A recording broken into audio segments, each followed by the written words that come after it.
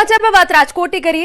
વેજા ગામ આજે એક એવા અજીબો ગરીબ સંકટમાં ફસાયું છે જ્યાં મચ્છરોનું સામ્રાજ્ય માણસોના લોહીની સાથે તેમના સામાજિક સંબંધો પણ પી રહ્યું છે। વર્ષોથી ભરાયેલા પ્રદૂષિત પાણીના કારણે ઉભરાયેલા મચ્છરોએ ગામની એવી દશા કરી છે કે હવે મહેમાનો આવતા ડરે છે અને યુવાનોના લગ્ન અટકી પડ્યા છે। આ ત્રાસ માત્ર માણસો પૂરતો મર્યાદિત નથી, પશુઓ પણ મચ્છરોનો શિકાર બનતા દૂધના ઉત્પાદનમાં ધરખમ ઘટાડો થયો છે। તંત્રની ઘોર ઉપેક્ષા વચ્ચે ગ્રામજનો હવે પાયમાલ થઈ ગયા છે। સરપંચ દ્વારા અનેકવાર રજૂઆતો છતાં સમસ્યાનો કાયમી ઉકેલ આવ્યો નથી, જેથી ગામ લોકોએ તાત્કાલિક અને લાંબા ગાળાના પગલાં લેવા સત્તાધીશો પાસે માંગ કરી છે। और लड़का लड़की को कोई लड़की नहीं देता है, लड़का को गांव में लड़की वगैरह शादी नहीं होती है। ये गांव में शांत पड़े मेहमान नहीं आते हैं। गांव के अंदर जो जलकुंभी हुई है उसके वजह से मच्छर की बहुत दिक्कत हो रही है। उसकी वजह से माल ढोर को बहुत दिक्कत हो रहा है और दूध में भी कमी हो रही है। और गांव में वो शाम को बहुत ज़्यादा मच्छर आता है, उसकी वजह से बाहर नहीं निकल सकते। और लड़के लोगों को पढ़ाई के वक्त भी तकलीफ होती है, वो सुबह उसकी वजह से स्कूल जाना बहुत मुश्किल हो जाता है। सिटी विस्तार का सेवेज का और गटर का जो गंदा पानी आता है वो हमारी नदी में यहाँ से आता है। वहाँ इसकी वजह से यहाँ हमारी नदी में जलकुंभी काफ़ी मात्रा में फैल गई है। ये जलकुंभी के कारण हमारे यहाँ मच्छरों का भारी प्रकोप है। इसके वजह से बच्चे, बुजुर्ग, एनिमल सबको काफ़ी परेशानी हो रही है। गांव में रहना मुश्किल हो गया है, काफ़ी लोग सिटी में माइग्रेट हो गए हैं। વેજા ગામમાં મચ્છરોએ સુખ શાંતિ છીનવી લીધી છે। મચ્છરોના કારણે યુવાનોના માંગા પણ નથી આવી રહ્યા। આ સ્થિતિ આ ગામની બની ગઈ છે। સમાચારમાં વાત હવે રાજકોટની કરીએ। હીટ સ્ટ્રોકથી લોકોની તબિયત બગડી રહી છે। છેલ્લા 15 દિવસમાં 30 વ્યક્તિઓને હીટ સ્ટ્રોકની અસર થઈ, 25 વ્યક્તિઓ તાવમાં સપડાયા, 3 બેભાન થયાના બનાવ, 2 વ્યક્તિઓને ઝાડા ઉલટીની અસર થતા સારવાર માટે ખસેડાયા। રાજકોટમાં તાપમાનનો પારો ફરી 42 ડિગ્રી સુધી પહોંચે તેવી શક્યતા છે, પરંતુ એ પહેલા હીટ સ્ટ્રોકના કેસો વધી રહ્યા છે, જેના કારણે લોકોની તબિયત બગડી રહી છે।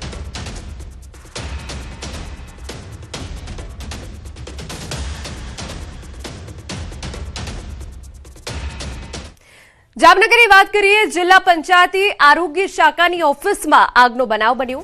વહેલી સવારે ડીપીએમયુ ઓફિસમાં આગ ભભૂકી ઉઠી। કમ્પ્યુટર, ફાઇલો અને સ્ટેશનરી બળીને ખાખ થઈ ગઈ। ફાયર વિભાગે ભારે જહેમત બાદ આગ પર કાબુ મેળવ્યો। શોર્ટ સર્કિટથી આગ લાગ્યાનું પ્રાથમિક અનુમાન। કમ્પ્યુટર્સ અને ફાઇલો બળી જતા રેકોર્ડને નુકસાન થયું છે। આપને દ્રશ્યો બતાવી રહ્યા છે। જિલ્લા પંચાયતી આરોગ્ય શાખામાં અચાનક આગ ભભૂકી ઉઠી હતી, જેના કારણે સામાન બળી ગયો હતો। પંચાયત ઓફિસમાં આગ લાગવાના કારણે થોડા સમય માટે અફરાતફરી મચી ગઈ હતી। આપને દ્રશ્યો બતાવી રહ્યા છે કે જ્યાં ઓફિસનો સામાન બળી ગયું છે। આગમાં રેકોર્ડને પણ ભારે નુકસાન થયું છે। જામનગરની જિલ્લા પંચાયતમાં આવેલી આરોગ્ય શાખાની એક કચેરીમાં આગ લાગી હતી। આજે સવારે 6:30 વાગ્યાના અરસામાં જે આગ લાગી હતી, જેને લઈને ઓફિસમાં તમામ જે માલ સામાન છે તે બળીને ખાખ થઈ ગયો છે। જે પ્રકારના દ્રશ્ય આપ જોઈ રહ્યા છો, જે ઓફિસની અંદર જે કોમ્પ્યુટર સહિતની ઇલેક્ટ્રિક સામગ્રી હતી, આ સામગ્રી બળીને ખાખ થઈ ગઈ છે। તો બીજી બાજુ અહીં જે ફાઇલો રાખવામાં હતી, આ ફાઇલોમાં પણ ક્યાંક ને ક્યાંક આગનો જે પ્રસ્રાવ છે તે થયો હતો ને આ ફાઇલો છે તે પણ ક્યાંક ને ક્યાંક ક્ષતિગ્રસ્ત થઈ છે। જે પ્રકારે શોર્ટ સર્કિટના કારણે આ આગ લાગી હોવાનું માનવામાં આવી રહ્યું છે, પરંતુ જે પ્રકારે વહેલી સવારે આગ લાગી છે તેને લઈને અનેક સવાલો ઉઠી રહ્યા છે। કારણ કે જે પ્રકારે જે ઓફિસ છે તે ઓફિસમાં જ આગ લાગી છે, તમામ જે સાહિત્ય છે, કોમ્પ્યુટર છે તે બળીને ખાખ થઈ ગયા છે, ત્યારે આ આગ લાગી છે કે લગાવવામાં આવી છે તેને લઈને અનેક પ્રશ્નો ઉદ્ભવી રહ્યા છે। જામનગર જિલ્લા પંચાયતની આરોગ્ય શાખાની ઓફિસમાં જ આગ લાગી છે। જે ડીપીએમયુ બ્રાન્ચ છે, આ બ્રાન્ચની અંદર આગ લાગી છે, તે આગની પાછળનું કારણ છે હજી અકબંધ છે। કિંજલ કારસરિયા, ન્યૂઝ 18 ગુજરાતી, જામનગર। અને હવે બુલેટિનમાં આગળ વાત કરીએ। સ્વરાજનો સંગ્રામ।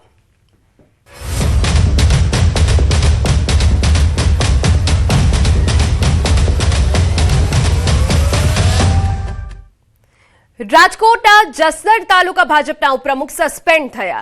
જયંતિ સરવૈયા પાર્ટીમાંથી 6 વર્ષ માટે સસ્પેન્ડ કરાયા। પાર્ટીએ ટિકિટ ન આપતા પત્ની પાસે કરાવી હતી અપક્ષ ઉમેદવારી। જિલ્લા પંચાયતી ભાડલા બેઠક પર નોંધાવી છે અપક્ષ ઉમેદવારી। જયંતિ સરવૈયાના પત્ની રમા સરવૈયા છે અપક્ષ ઉમેદવાર। ભાજપે રમીલાબેન મેરને ટિકિટ આપતા વાંધો પડ્યો હતો.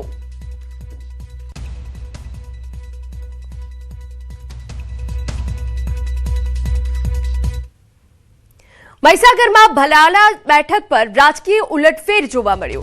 કોંગ્રેસ ઉમેદવાર ચંદ્રિકાબેનનું પ્રમાણપત્ર ખોટું હોવાથી તેમનું ઉમેદવારી ફોર્મ રદ થયું હતું.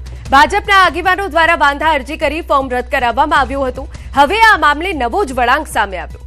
ચંદ્રિકાબેનના પિતા જશુભાઈ પરમારે કોંગ્રેસ છોડીને ભાજપના આગેવાનોની હાજરીમાં વરધરી મુકામે ભાજપમાં જોડાઈ કેસરીઓ ધારણ કર્યું. ચૂંટણી ટાણે જ પિતા પુત્રીના આ પક્ષપલટાથી જિલ્લાના રાજકારણમાં ચર્ચાઓ જાગી.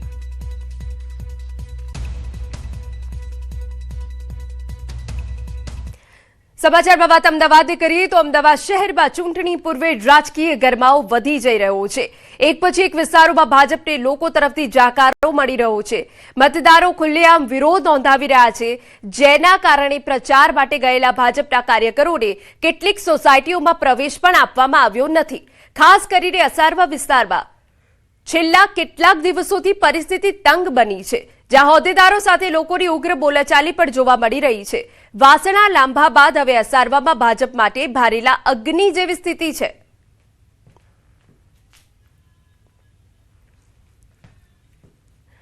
રાજ્યમાં સ્થાનિક સ્વરાજ્યની ચૂંટણીને લઈ તમામ પક્ષોએ જોરશોરથી પ્રચાર શરૂ કર્યો. ત્યારે સાબરકાંઠામાં ભાજપે પોતાના ઉમેદવારોને જંગી બહુમતીથી જીતાડવા માટે પ્રચાર અભિયાન તેજ બનાવ્યું છે. મુખ્યમંત્રી ભૂપેન્દ્ર પટેલે હિંમતનગરના મહેતાપુરા ખાતે ચૂંટણી કાર્યાલયનું ઉદ્ઘાટન કરી સહકારી અને સામાજિક આગેવાનો સાથે બેઠક યોજી અને કાર્યકરોને સંબોધન કરી સરકારની પ્રજાલક્ષી યોજનાઓને ઘેર ઘેર પહોંચાડવા આહવાન કર્યું. ત્યારબાદ પ્રાંતિજના સલાલ ખાતે વિકાસ સંકલ્પ સભામાં પણ ઉપસ્થિત રહી ઉમેદવારો અને કાર્યકરોને જીત માટે માર્ગદર્શન આપ્યું. બંને સભાઓમાં સ્થાનિક આગેવાનો અને મોટી સંખ્યામાં કાર્યકરો હાજર રહ્યા. સમાજના આગેવાનો તથા સાથે સાથે વોર્ડ નંબર 1 ના હિંમતનગર નગરપાલિકાના ઉદ્ઘાટનના પ્રસંગે પણ મિની જાહેર સભામાં માનનીય આદરણીય મુખ્યમંત્રીશ્રીએ ખૂબ ઉમળકાભેર અમારા કાર્યકર્તાઓને મળ્યા, પ્રજાની વચ્ચે ગયા, 1 to 1 ડિસ્કસ કર્યું અને આ ચૂંટણી કેવી રીતે જીતાય એ માનનીય મુખ્યમંત્રીશ્રીએ બધાની વચ્ચે વાત મૂકી હતી. પણ ક્યાંય કરતા ક્યાંય કોઈ મોટી બૂમ આવી હોય એવું મારી સામે કોઈએ આપણે માહિક આપીને છૂટ આપી દીધું. તમારે જે કેવું હોય કહો. તો એમણે નવા સજેશન આપ્યા કે નવું આવી રીતે કરવું જોઈએ, જૂનામાં થઈ ગયું છે હજુ નવું આટલું વધારે જોઈએ છે. પણ કોઈએ એવું નથી કીધું કે આ આટલું કર્યા પછી આટલું અહીંયા કઈ ખરાબ કર્યું હતું અને કોઈએ સામું જોયું નહીં એવું ક્યાંયથી ફરિયાદ નથી. સ્થાનિક સ્વરાજ્યની ચૂંટણીને લઈ નાયબ મુખ્યમંત્રી હર્ષ સંઘવીએ જોરદાર પ્રચાર કર્યો. સુરેન્દ્રનગરના સાયલા ખાતે પ્રચંડ પ્રચાર કર્યો. તાલુકા પંચાયતે 20 બેઠકો અને જિલ્લા પંચાયતી 4 બેઠક પર ભાજપના ઉમેદવારને જંગી બહુમતીથી જીતાડવા આહવાન કર્યું. પીએમ મોદી તેમજ ભાજપ સરકારે કરેલા વિકાસ કામો અને યોજનાઓથી સુરેન્દ્રનગર જિલ્લો અને સાયલા તાલુકો સમૃદ્ધ બન્યો હોવાનું જણાવ્યું. કોંગ્રેસના શાસનમાં રસ્તા, પાણી સહિતની પ્રાથમિક સુવિધાઓ નહોતી મળતી, જ્યારે ભાજપના શાસનમાં તમામ સુવિધાઓ મળતી થઈ હોવાનું પણ જણાવ્યું. કોંગ્રેસના ઉમેદવારો મત માંગવા આવે તો જાકારો આપી માત્ર ભાજપના ઉમેદવારોને જીતાડવા અપીલ કરી. સમાચારમાં આગળ વધીએ. મોરબીમાં એક રસપ્રદ વિડીયો વાયરલ થયો, જેમાં ગૃહમંત્રી હર્ષ સંઘવી સાથે સંવાદ કરતા એક વ્યક્તિ પોતાના અનુભવ શેર કરતા જોવા મળ્યા. વિડીયોમાં વ્યક્તિ કહે છે કે હું 25 વર્ષથી પાર્ટીમાં કામ કરું છું, પણ હું નાની હાઇટનો છું એટલે લોકો મારી અવગણના કરે છે, જેના પર સમગ્ર વાતચીત મજેદાર બની જાય છે. રમેશ સોલંકી સાથે ગૃહમંત્રીની આ સહજ વાતચીત હાલ ચર્ચાનો વિષય બની છે.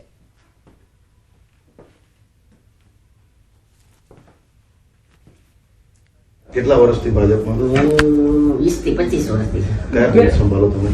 સાબરકાંઠા 5 નંબર. 5 number booth. ભાઈ બૂથમાં કઈ તકલીફ હોય તો બધા તમારી પાસે આવે? એમાં સાહેબ એવું છે, હું નાની હાઈટનો છું ને એટલે બધા અવગણના દાદી કરાય. અરે મારી નાની જ હાઈટ છે ને એમાં બસ નવી આપી ને બધા કેવી લાગી? હે 1 નંબર ને બધા બધાને કામ કરજો.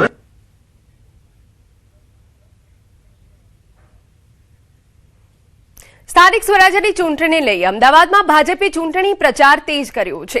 બોડકદેવ વિસ્તારમાં ઉમેદવારો ઘરે ઘરે જઈ સંપર્ક અભિયાન યોજી મતદારોને આકર્ષવાનો પ્રયાસ કરી રહ્યા છે। વિકાસ કાર્યો, ઇન્ફ્રાસ્ટ્રક્ચર પ્રચારમાં મુખ્ય એજન્ડા છે, છતાં ક્યાંક સ્થાનિકોએ રસ્તા, ડ્રેનેજ અને સ્ટ્રીટ લાઇટ જેવી સમસ્યાઓ અંગે સવાલ ઉઠાવ્યા। આ વચ્ચે ઉમેદવારોએ બોડકદેવ વિસ્તારમાં વિકાસના કામો જણાવ્યા હતા।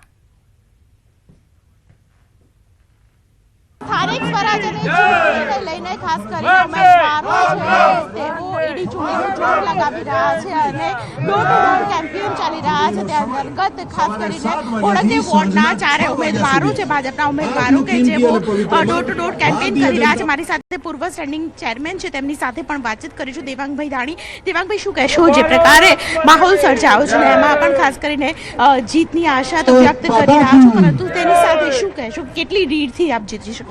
બોડકદેવ વોર્ડની અંદર આજે અમારા 4 ઉમેદવારો પૂર્વ એએમટીએફ ચેરમેન ધરમસિંહભાઈ દેસાઈ, પારુલબેન મકવાણા, ભાવનાબેન પટેલ, અમારા સંગઠનના તમામ હોદ્દેદારો મોટી સંખ્યામાં અત્યારે ઘરે ઘરે પ્રચાર માટે જઈ રહ્યા છે।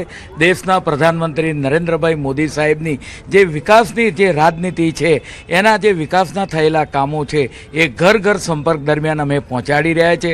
અને આ માહોલ દરમિયાન, પ્રચારના રાઉન્ડ દરમિયાન લોકો તરફથી ચેરમેન, સેક્રેટરી, સોસાયટીના રહીશો, વડીલો, મહિલાઓ તરફથી ખૂબ જ સારો આવકાર અમને મળી રહ્યો છે। અને બોડકદેવ વોર્ડની અંદર વાત કરીએ કે ભારતીય જનતા પાર્ટી મોટા માર્જિન સાથે 30,000 કરતાં વધારે લીડથી વિજય બનવા તરફ આગળ વધી રહી છે। બોડકદેવ વોર્ડની અંદર પણ 598 કરોડના વિકાસના કામો થયેલા છે। તેની અંદર વસ્ત્રાપુર લેક હોય, પકવાન સર્કલથી ઇસ્કોન સુધીનો આઇકોનિક રોડ હોય, વિવિધ બ્રિજો છે, નર્મદાનું પાણી એ આજે ઘરે ઘરે સુધી પહોંચ્યું છે। બોડકદેવ વોર્ડ સ્વચ્છતાની અંદર પણ અમદાવાદની અંદર પ્રથમ નંબરે આવ્યો છે। રોડ, રસ્તા અને પાણીમાં એક તો સૌથી પહેલાં દરેક સોસાયટીના અંદર આરસીસી રોડ કોઈ જગ્યાએ બાકી નથી। એન્ડ પરના જે રોડ છે એ સંપૂર્ણ રોડ બધા થઈ ચૂક્યા છે। મુખ્ય રોડ બી લગભગ બધા પતી ગયા છે। જે જગ્યાએ થોડું ડ્રેનેજનું કામ બાકી હતું, જે બોપલને એ બાજુની સાઈડમાં, એ બી ગઈ ટર્મના અંદર ચેરમેનશ્રીએ પૂરું કરી દીધું છે, બજેટ આપી દીધેલું છે। એ કામ બી પૂર્ણ થઈ જશે ટૂંક સમયમાં થઈ જશે તેવો આશાવાદ વ્યક્ત કરી રહ્યા છે। અને ખાસ કરીને જે ઉમેદવારો છે એની ચૂંટણીનો જોર લગાવી રહ્યા છે, ઘરે ઘરે જઈને કેમ્પેન આપી રહ્યા છે। અને તેની સાથે ખાસ કરીને તેઓ ઉમેદવારો જે ભાજપના બોડકદેવ વોર્ડના 4 ઉમેદવારો છે તે પ્રકારે ખાસ કરીને ડોર ટુ ડોર કેમ્પેન દરરોજ સાંજે ચાલી રહ્યું છે। કાર્યાલય ઉપર પણ મોટી સંખ્યાની અંદર લોકો છે તે જોવા મળી રહ્યા છે। કેમેરા પર્સન રીના સાથે દીપિકા કુમાર, ન્યૂઝ 18 ગુજરાતી, અમદાવાદ।